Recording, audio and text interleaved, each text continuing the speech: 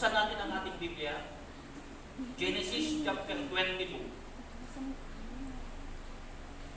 Genesis chapter 22, verse 1 up to 14. Okay, basahin ko. Pagkalipas ng ilang panahon, sinubok ng Diyos si Abraham. Tinawag siya ng Diyos at tumugon naman siya. Sinabi sa kanya, isama mo ang pinakamamahal mong anak na si Isaac at magpunta kayo sa lupain ng Moriah. Umakyat kayo sa bundok na ituturo ko sa iyo at ihandog mo siya doon. Ihandog mo siya sa akin. Kinabukasan, maagang bumangon si Abraham at sumakay sa asno, kasama si Isaac at ang dalawang aliping lalaki. May dala silang kahoy na panggatong. Matapos ang 3 araw na paglalakbay, natanaw nila ang dakong kanilang patutunguhan. Verse 5. Kaya't sinabi ng Abraham sa kanyang mga alipin, bantayan na ninyo rito ang asno at kami na lamang ni Isaac ang magtutuloy. Sasamba lamang kami sa dako roon at babalikan namin kayo. Ipinapasan ng Abraham kay Isaac ang kahoy na panggatong, dala naman niya ang apoy at patali, at magkasama silang lumakad. Tinawag ni Isaac ang pansin ng ama, Ama, ano iyon, anak? Tugong patanong ng Abraham. Mayroon na tayong apoy at panggatong, ngunit nasaan ang korderong ihahandog? Tanong ni Isaac. Sumagot sa Abraham, anak, ang Diyos ang magbibigay niyon sa atin, kaya't nagpatuloy sila sa paglakad. Verse 9. Pagsapit nila sa dakong itinuro ng Diyos, gumawa ng dambana sa Abraham. Inayos niya sa ibabaw nito ang panggatong at inihiga si Isaac. Matapos gapusin, nang saksakit na niya ang bata, tinawag siya ng anghel ni Yahweh at mula sa langit ay sinabi, Abraham, Abraham, huwag mong patayin ang bata, huwag mo siyang saktan, naipakita mo ng handa kang sumunod sa Diyos, sapagkat hindi mo ipinagkait sa Kanya ang kaisa-isa at pinakamamahal mong anak. Paglingon niya'y may nakita siyang isang lalaking tupa na ang mga sungay ay napasabit sa mga sanga ng kahoy. Ito ang kinuha ng Abraham at inihandog kapalit ng kanyang anak. Verse 14. Ang lugar na ito'y tinawag ng Abraham na ang Panginoon ang nagkakaloob. At magpahanggang ngayon, sinabi ng mga tao, sa bundok ni Yahweh ay may nakaraan. Pinagpala ng Diyos ang pagkabasa ng kanyang salita. Ang pamagat po ng amin pong mensahe, binigyan ko po ng ganito, turning a trial into a triumph. Turning a trial into a triumph. Sa buhay natin, bilang mga mananampalataya, ang laging sinusubok ng Diyos ay ang ating pananampalataya. Amen ba yun? Hanggat sa ngayon ay pinag-uusapan at pinagkakaralan ang buhay ng Abraham. Dahil maituturing po natin na si Abraham ay tao na maka-Diyos. Tao na kung saan ay may malalim na pagmamahal sa Diyos. Tao na kung saan ay handang sumunod sa Diyos. Dapat ganito rin ang buhay mo natin. Kung paano sinubok ng Diyos itong si Abraham, sinubok niya ang kanyang pananampalataya, sinusubok din ng Diyos ang atin pong pananampalataya. Ang pananampalataya at pagtatalaga ni Abraham sa Diyos ay sinubok niyang gusto.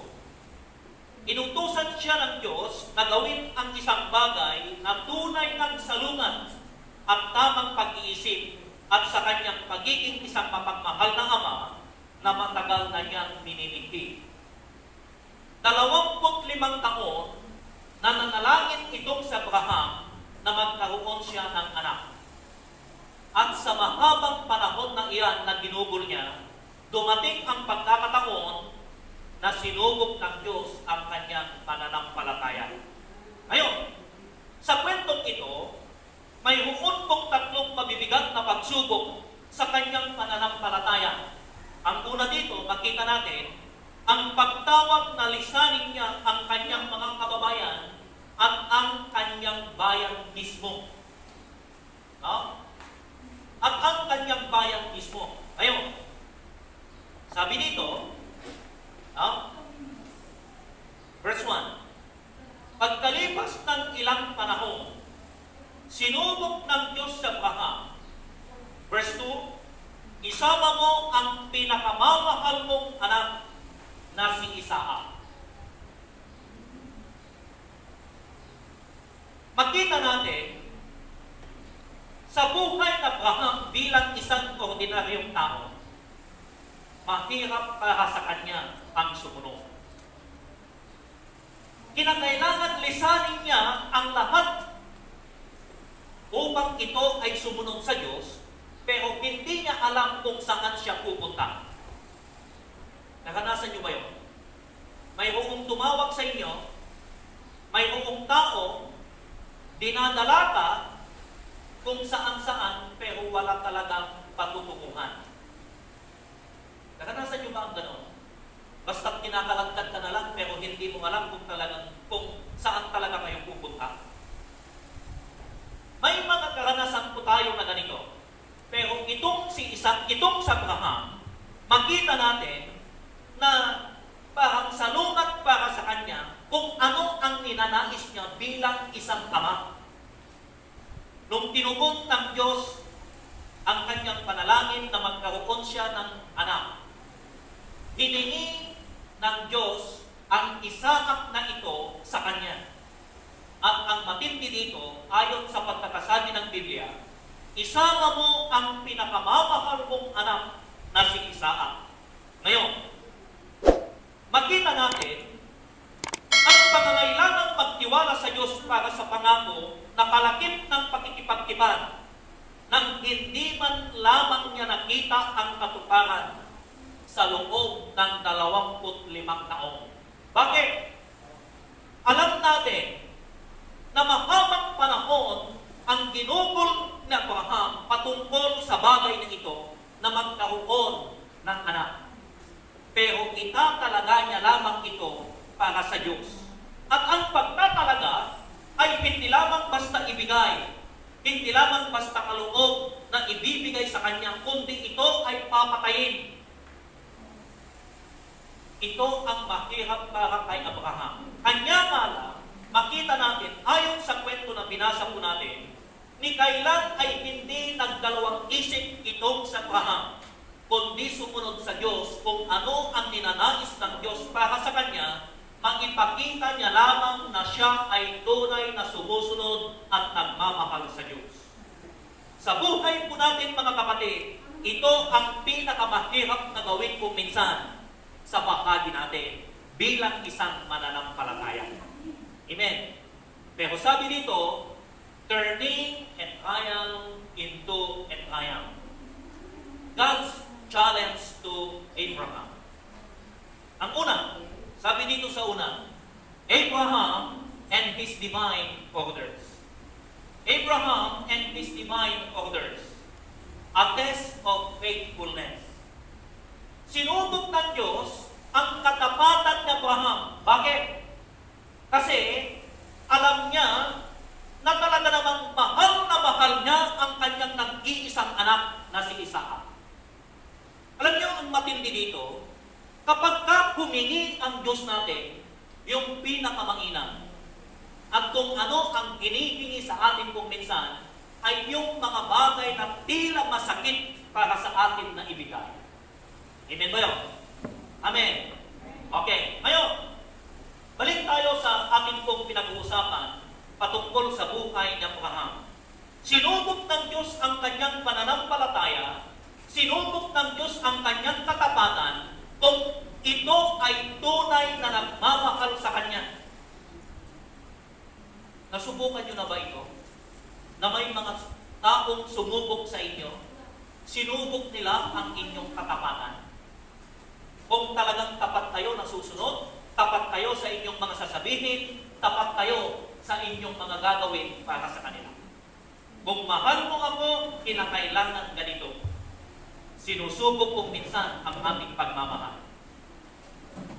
Kung talagang mahal mo ako, gawin mo nga ito para sa akin.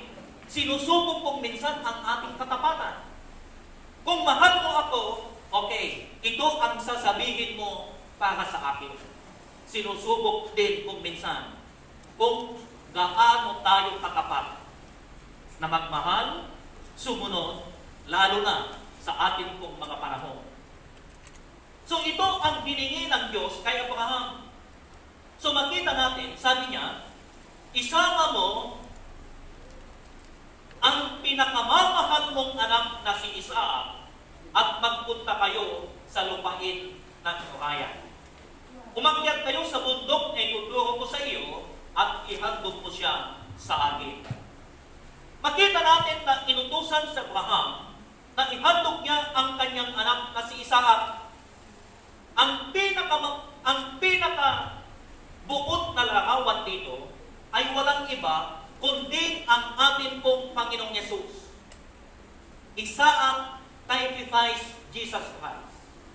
Nung panahon na inihandog ng ating Panginoong Yesus ang kanyang buhay upang siya ay mabayubay sa krus ng Kalbaryo, ni kailan ay hindi nagdalawang isip, kundi sumunod itong Panginoon upang matubos niya tayo sa ating pong mga kasalanan, upang maipakita niya sa kanyang Ama at sa mga tao na siya ay handang sumunod kahit pa sa kamatayan.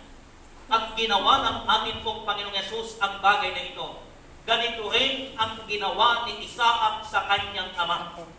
Bagamat gusto ni Isaac ang lumaban ng mga panahon na iyon, dahil sa kanyang pagtatanong, narito ang apoy at ang patalim, pero nasaan ang korderong ihahandog? Ang tugon ng Abraham bilang sagot doon sa tanong ni Isaac, ang Diyos ang siyang magkakaloob. So makita natin mga kapatid, nung panahon na inihiga siya, pagkatapos ay ginapos itong si Isaac, ni kailan ay hindi man lang nagpumiglas nung mga panahon na iyon. Hindi man lang nagtanong, akala ko ba ay may korderong ihahandog, bakit ako pala ang ihahandog mo? Ganon din ang ating pong Panginoong Yesus. Ni kailan ay hindi niya sinuway kung ano ang kagustuhan ng kanyang Ama, kundi sumunod ng sumunod ito, maganap lamang ang kalooban ng kanyang Ama. Ganon din si Isaac, sumunod ng sumunod ito, maganap lamang ang kalooban ng Abraham sa kanyang buhay.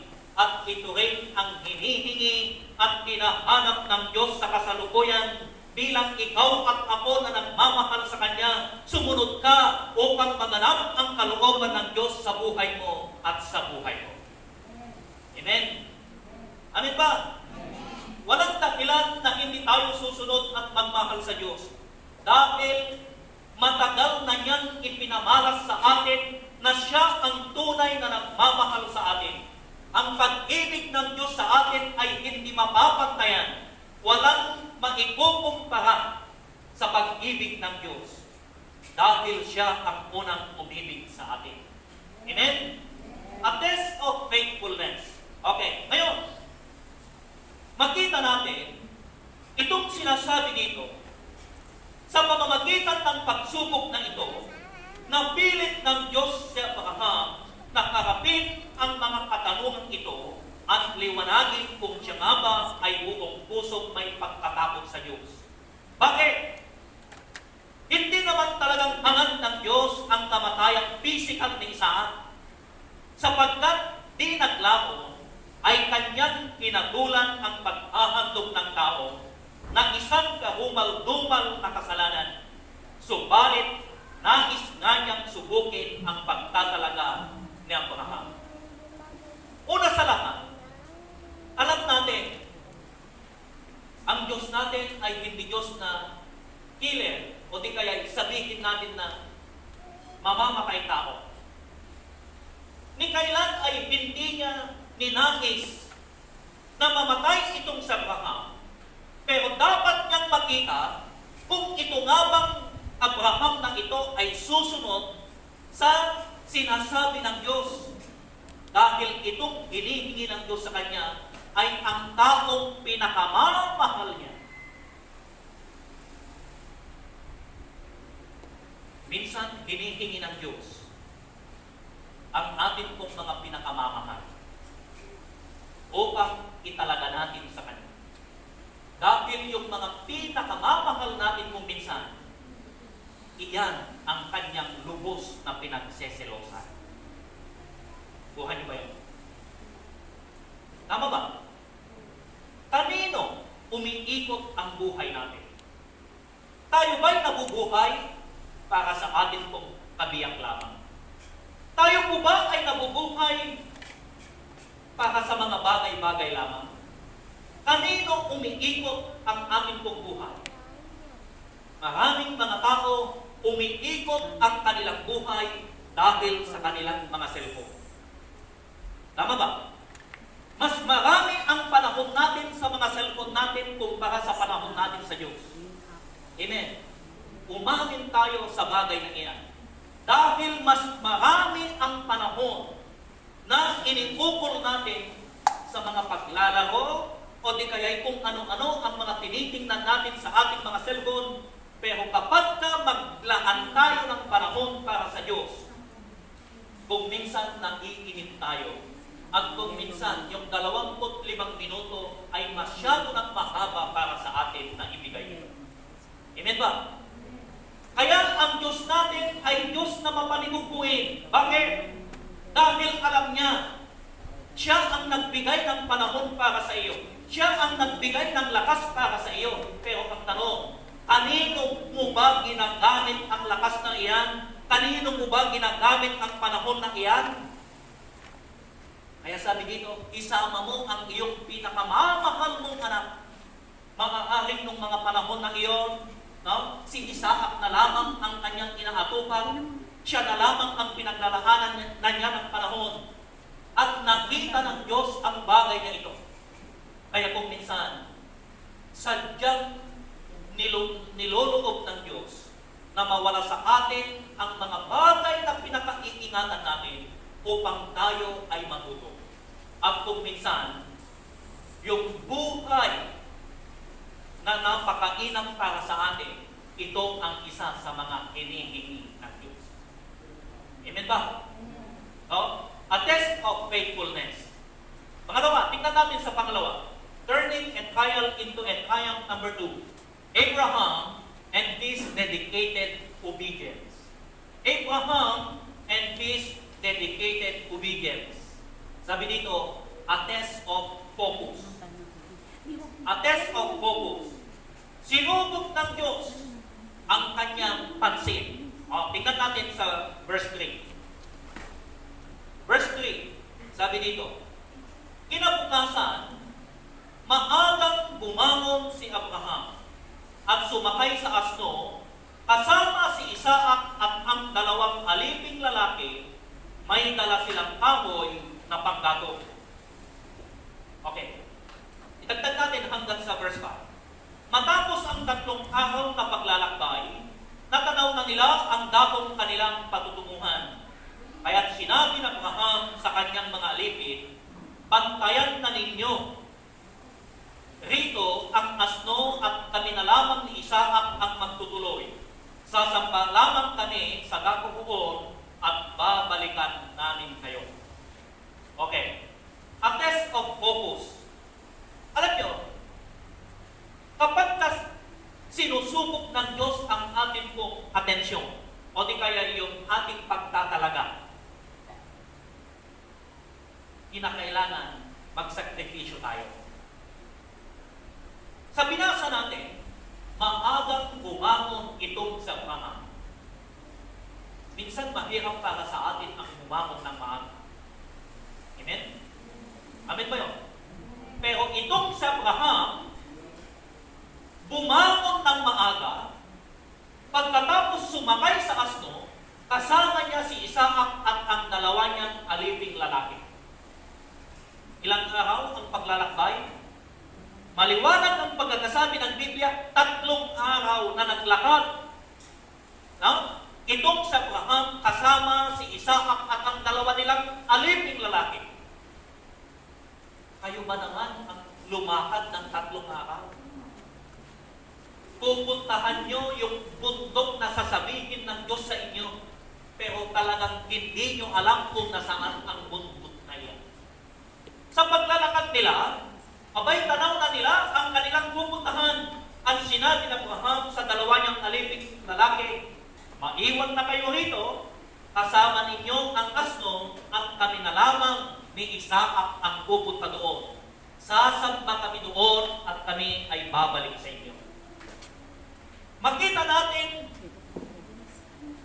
sa pagkakasubok ng Diyos, no? Sa pagkakasubok ng Abraham, makita natin yung sakripisyo, katakot-takot na sakripisyo ang ginawa, ipinakita ni Abraham. Ano ang atin pong isinasakripisyo para sa Diyos? Sabi dito, Abraham and his dedicated obedience. Paano tayo sumusunod sa Diyos? Kapag na may mga sinasabi ang Panginoon sa buhay natin, talaga nga bang sinusunod natin? O baka naman dumating ang pagkakataon na tayo ay gumagawa ng alibay. Gumagawa tayo kung minsan ng paraan para makatakas tayo doon sa sinasabi ng Diyos. Kagaya ni Noah, kagaya ni Jonah.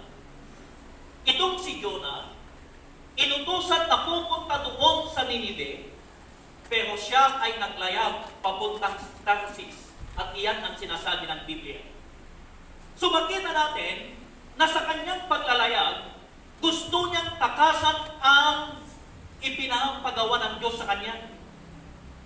Dahil una sa lahat ay ayaw niya. Ayaw niyang makapakinig ng Ebanghelyo ang mga taga-Ninive. Ang gusto niya ay maparusahan ang mga tao sa lugar na iyon. Pero ang gusto ng Diyos ay mailigtas ang lahat ng mga tao na nakatira doon. Ganito tinakasan ni Jonah ang mga bagay na ninanais ng Diyos na mangyari sa kanyang buhay at sa mga tao na gusto niyang puntahan. May mga pagkakataon kung minsan sa buhay natin na ganito rin tayo. Gusto nating takasan kung ano ang ipinagagawa ng Diyos sa atin, lalo na kapag may mga ministeryo tayo. Kung ano-ano ang mga idinadahilan natin, kung ano-ano kung minsan ang mga sinasabi natin, bakit hindi naman talaga pinakadahilan. Basta't may maidahilan lang tayo, makaiwas lang tayo doon sa gusto ng Diyos. Kaya kung minsan, ang Diyos natin ay nalulungkot. Ang Diyos natin kung minsan ay nagseselos sa mga bagay-bagay na pinagtutuunan natin ng pansin at hindi nakapagtataka kung ang trabaho mo ang siyang dahilan na hindi makakilos ang Panginoon sa buhay mo. Kinukuha niya yung trabaho mo. Bakit tayo nawawala ng trabaho kung minsan? Bakit ganito ang nangyayari sa buhay po natin? Bakit ganito ang mga pinapahintulutan ng Diyos na maganap sa atin pong mga buhay? Yun pala, mas marami ka ng panahon sa mga bagay na iyan kumpara sa panahon mo sa Diyos. Amen? Amen? Alam nyo, masakit pong minsan ang mga nagaganap sa atin pong buhay. Pero ito pala ang kaparaanan ng Diyos upang ikaw ay makapaglaan ng panahon para sa Kanya. Amen ba? Amen. Maalala ko si Pastor Benny. Si Pastor Benny, siya ay evangelist na kilalang kilala. Naikot na niya ang buong mundo para ipangaral ang Ebanghelyo. Pero nung siya ay nagkaroon ng iisang anak na lalaki, dumating ang pagkakataon na nahati ngayon ang kanyang atensyon. Imbes na buong-buo pa ang panahon niya at ang atensyon niya para sa Diyos, naiukol niya ang kalahati sa panahon niya sa nag-iisang anak na lalaki. Dumating ang pagkakataon, nangusap ang Panginoon sa kanya kinakailangan bawiin niya yung kanyang anak. Sa madaling sabi, si Pastor Benigin ay namatayan ng anak. Nag-iisang lalaki. Ngayon, dito niya nakita na masyado na niyang minamahal ang nag-iisa niyang lalaki. Bakit? Ikaw ba naman ang magkaroon ng nag-iisang lalaki? Puro babae ang mga anak mo, pagkatapos nung humingi ka ng lalaki, ibinigay ito ng Diyos. Pero ang mali, dito mo ibinuhos ang lahat ng panahon mo at wala ka ng panahon sa Panginoon. Dito mo nang ibinuhos ang lahat ng atensyon mo. Kaya kung minsan ang Diyos natin ay Diyos na nagseselos, ang gusto niya, mahalin mo siya ng buong puso, buong isip, buong kaluluwa, buong lakas mo. Pero kanino mo na ibinibigay yung puso mo? Kanino mo na ibinibigay yung isip, kaluluwa at lakas mo? Sa mga bagay-bagay kung minsan na ukol sa mundong ito. O di kaya sa mga bagay lamang na nakapagpapasaya sa buhay mo. Kumusta na ang Panginoon? Amen ba yun? Kaya huwag po tayong magtaka. Kung may mga nagaganap sa buhay po natin na hindi pang karaniwan, kinakatok ng Diyos ang ating mga puso at ginigising niya tayo sa katwiran.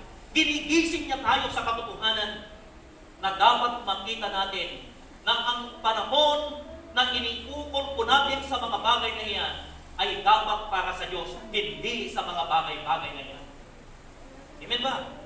Amen. Pangatlo, tingnan natin yung pangatlo.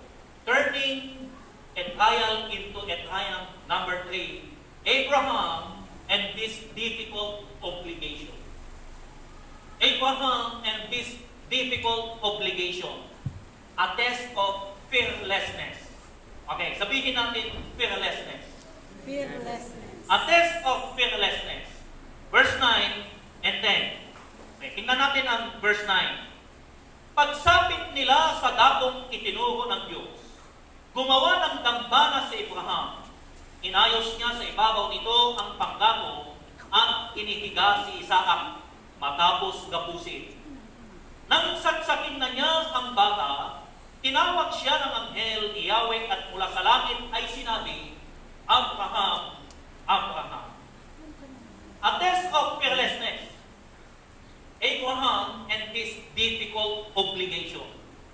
Makita natin itong sa Abraham, talaga namang ipinakita niya mismo, buong-buo ang pagtatalaga niya kay Isaac. Siya mismo ang gumapos, siya mismo ang nagdala at inihiga niya doon sa dambana. Pagkatapos ay kanya na niyang sasaksakin. Pero nung nakaamba na ang patalim, papalapit kay Isaac, sumingaw ang anghel at sinabi, Abraham, Abraham. Fearlessness. Bakit tayo matatakot? Huwag tayong matakot, lalo na kung ang Diyos ang siyang nangungusap sa atin. Amen? Amen ba? Amen. Kaya kayong mga may nobyo at may mga nobya, huwag kayong matakot mawalan ng nobyo at nobya.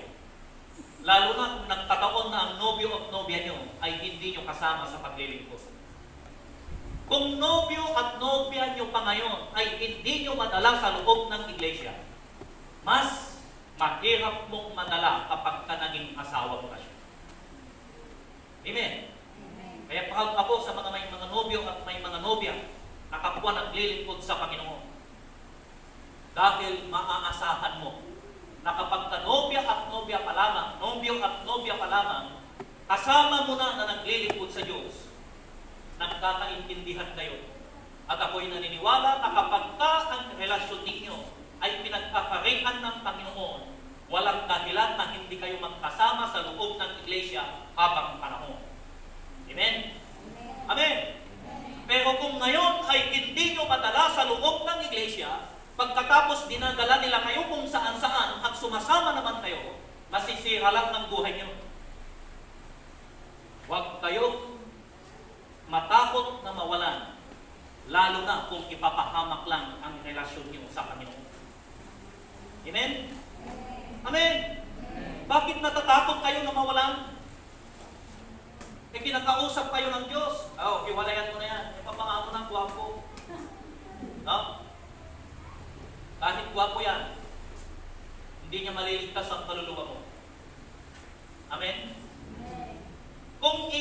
sinasabi ng Diyos para sa iyo na mas lalo kang makapaglingkod at mas lalo kang gamitin ng Panginoon, aba, mag-isip ka. Kaysa naman habang buhay ka, nagabulit ang buhay mo sa impyerno.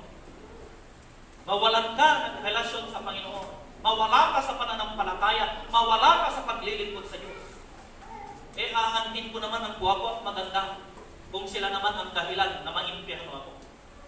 Amen ba yun? Amen. Ito ang realidad ng buhay. Hindi lamang head knowledge na sinasabi natin. Ito na ang mga realidad ng buhay. Totoong nagaganap sa buhay. Kaya ang daming mga nagkakahiwalay kung minsan. Dahil sa umpisa, maganda naman. Pero nung mag-asawa na, mas lalo lumala ang buhay. Bakit? Kasi ang ginusto mo lamang yung pantay-pantay na ngipin niya, ang ginusto mo lamang ay yung malalim niyang biloy. No? Pero lahat ng mga bagay na iyan, wala palang magulungan. Ang maganda dito ay nagmamahal sa Diyos at mahal ka niya kahit sino ka pa. Amen? Dapat ganun tayo. Amen ba yun? Kung hindi ka marunong magmahal sa Diyos, papaano mo mamahalin ngayon ang asawa at nobyo-nobya mo? Amen ba? Kaya kayong mga may nobyo at may mga nobya, kung ang mga nobyo at nobya nyo ay hindi nagmamahal sa Panginoon, ngayon pa lamang sasabihin ko sa inyo, hiwalayan niya na yan. Dahil hindi nila kayo madadala sa langit, kundi dadalhin nila kayo sa pagkapahamak. Amen? No? Di yata natatamaan yung mga may nobyo at may nobya. Okay. Abraham and this difficult obligation.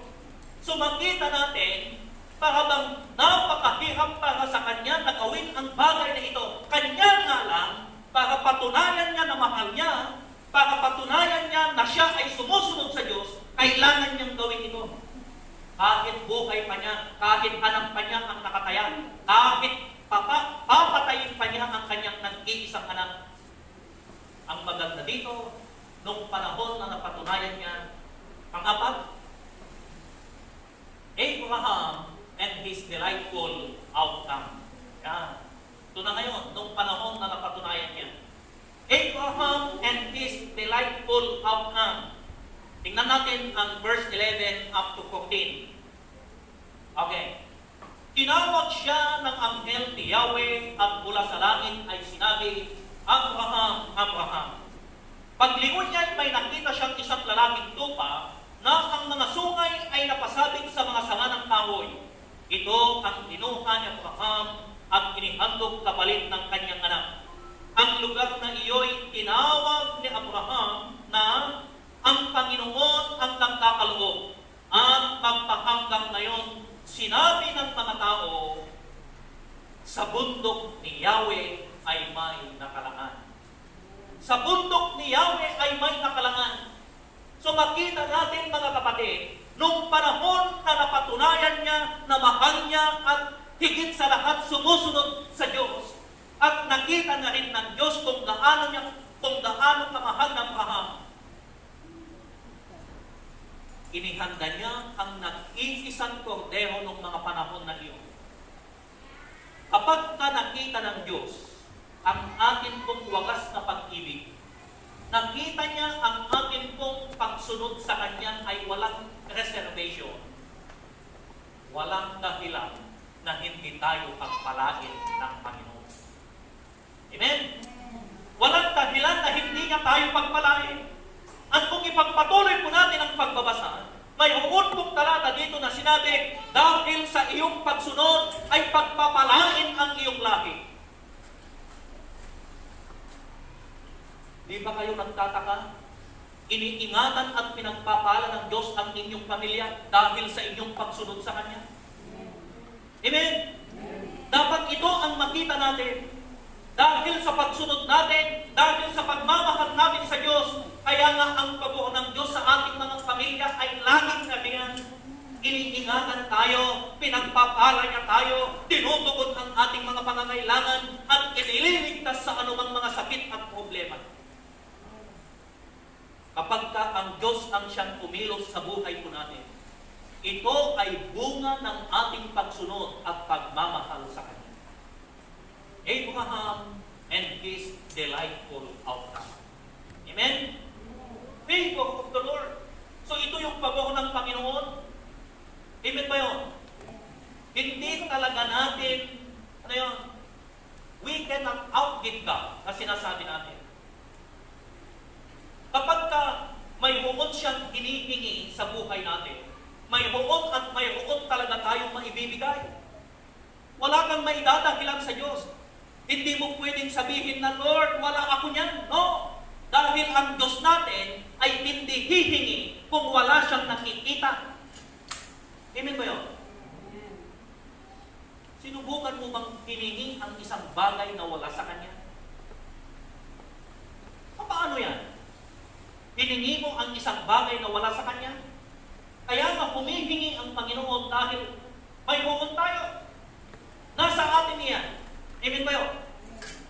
Kaya laging hinihingi ng Diyos ang ating panahon, ang ating buhay, maging ang mga bagay na pinaka-iingatan at pinakamamahal natin. Hinihingi ng Diyos hanggang sa ngayon ang mga bagay na ito. Amen? So, bilang pangwakas sa mensaheng ito, we need to offer our only Isaac. Ano yung nag-iisang Isaac sa buhay? Ano yung pinakamamahal mo sa ngayon? Dapat iyan ang ibigay mo sa Panginoon. Kung hindi mo pa talaga nang ibigay yung buong puso, buong isip, buong kaluluwa, buong lakas na paglilingkod, kailan mo pa ibibigay iyan? Kailan ka pagamit sa Diyos? Sa panahon na wala ka ng boses? Sa panahon na paika-ika ka na dahil may hayuma ka na? Ngayon na magawa mo pa ang mga bagay na pinagagawa ng Diyos, ngayong may panahon ka, ngayong malakas ka ba, ibigay mo na ang lahat ng mga bagay na hinihingi ng Diyos sa iyo. Dahil ang mga bagay na pinagmamalaki mo sa buhay mo, galing sa Diyos yan. Amen? Galing sa Diyos yan. Wala tayong may pagmamalaki sa Diyos. Hindi natin pwedeng gawing dahilan yung mga ginagawa natin sa ngayon. Ang lagi nating naririnig na kasabihan, kung talagang gusto, may pakaan. Pero kung talagang ayaw, maraming dahilan. Amen? Amen ba? At ito ang sakit ng mga Kristiyano hanggang sa ngayon. Kaya kung talagang gusto mong maglingkod, magagawan mo ng paraan niya. Amen ba? Amen. Kaya kailangan, dahil ang Diyos natin ay Diyos na mapanibubuin, kinakailangan ibigay natin ang nag-iisang Isaac sa ating mga buhay. Ito